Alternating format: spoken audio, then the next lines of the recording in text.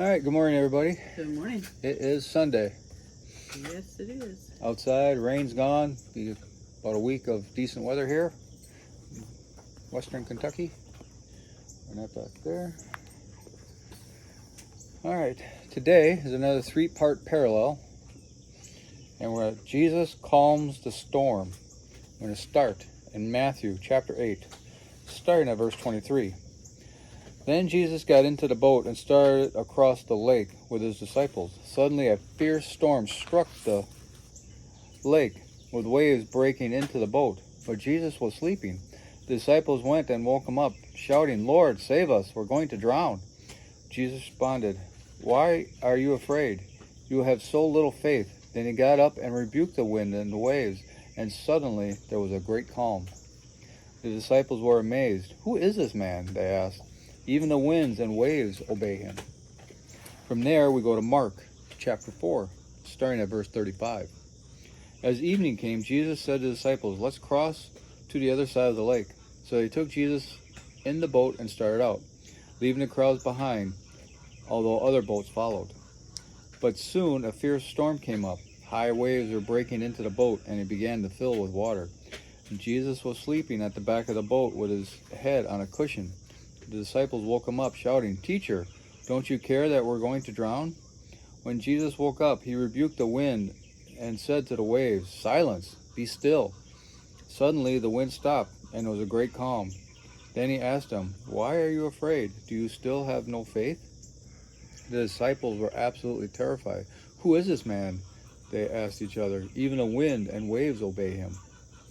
From there we go to Luke chapter 8, starting at verse 22. One day Jesus said to his disciples, "Let's cross to the other side of the lake." So they got into a boat and started out. As they sailed across, Jesus settled down for a nap. But soon a fierce storm came down on the lake. The boat was filling with water, and they were in real danger. The disciples went and woke him up, shouting, "Master, Master, we're going to drown." When Jesus woke up, he rebuked the wind and the raging waves. Suddenly the storm stopped, and all was calm. Then he asked them, "Where is your faith?" The disciples were terrified and amazed. "Who is this man?" they asked each other. "When he gives a command, even the wind and waves obey him." Now the commentary for Matthew. The boat used here was probably a kind familiar to many of Jesus' disciples who were fishermen.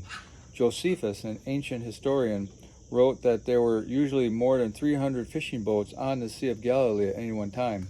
This boat was large enough to hold Jesus and his 12 disciples and was powered by both oars and sails.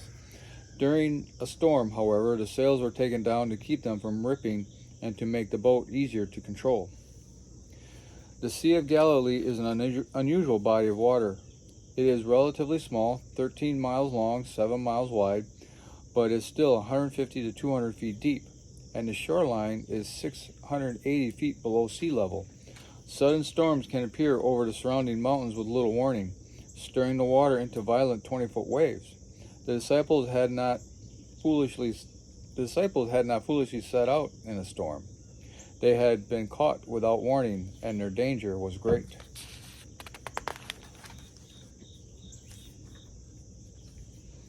Although the disciples had witnessed many miracles, they panicked in the storm. As experienced sailors, they knew its danger. What they could not know was that Christ could control the force of nature. We often encounter storms in our life where we feel God can't or won't work. When we truly understand who God is, however, we will realize that he controls both the storms of nature and the storms of the troubled heart. Jesus' power that calmed this storm can also help us deal with problems we face. Jesus is willing to help if we only ask him. We should never discount his power even in terrible trials. Now the commentary for Mark.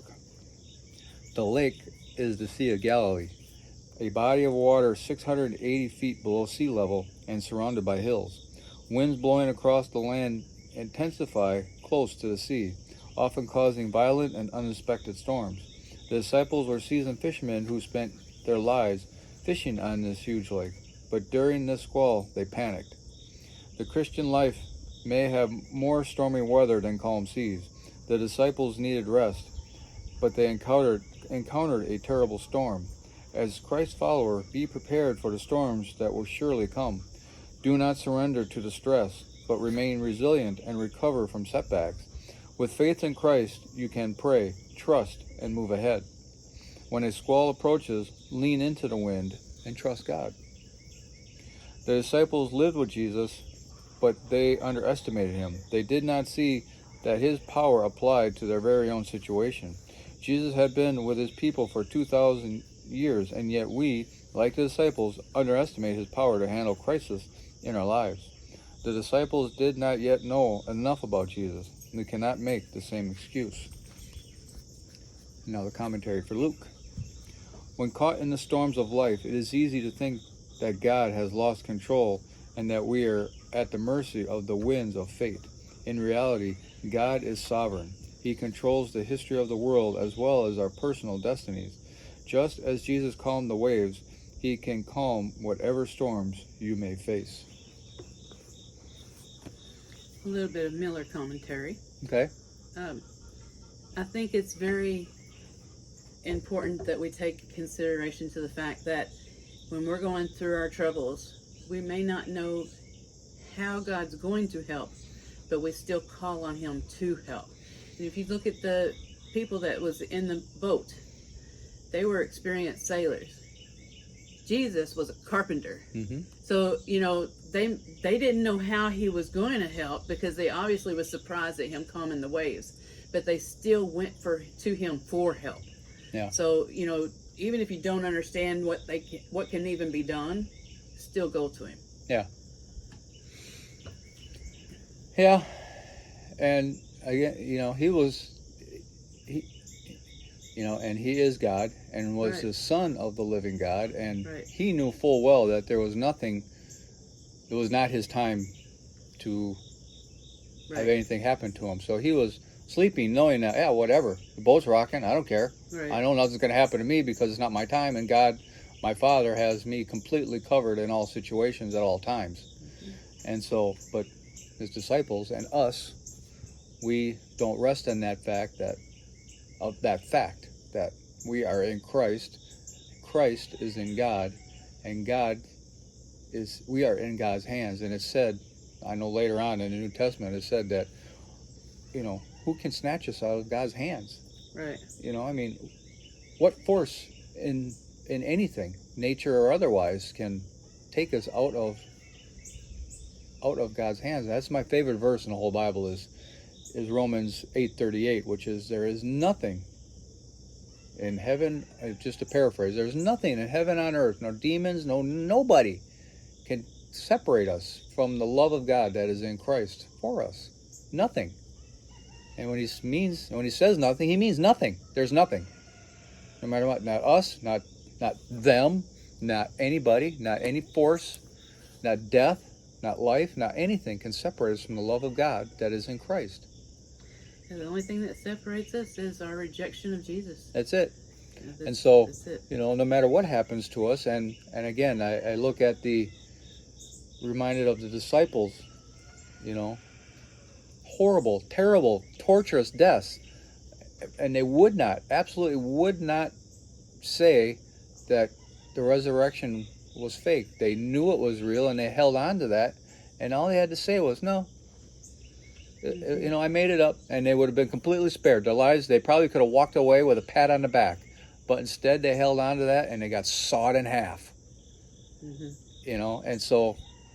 And that does, even through that, they were still held on to that. Nothing separates them from God, and they were, obviously with God after that. So, right. Their reward that was promised was given to them. And so I guess we all have to hold on to that fact that it's going to be tough. Yeah. But it's never promised to be easy. No, it never was. It's just... So. All right, a little long on the Miller commentary there, but that's okay. That's what we do. Right. Okay. Hope everyone has a glorious day, and we'll talk to you later.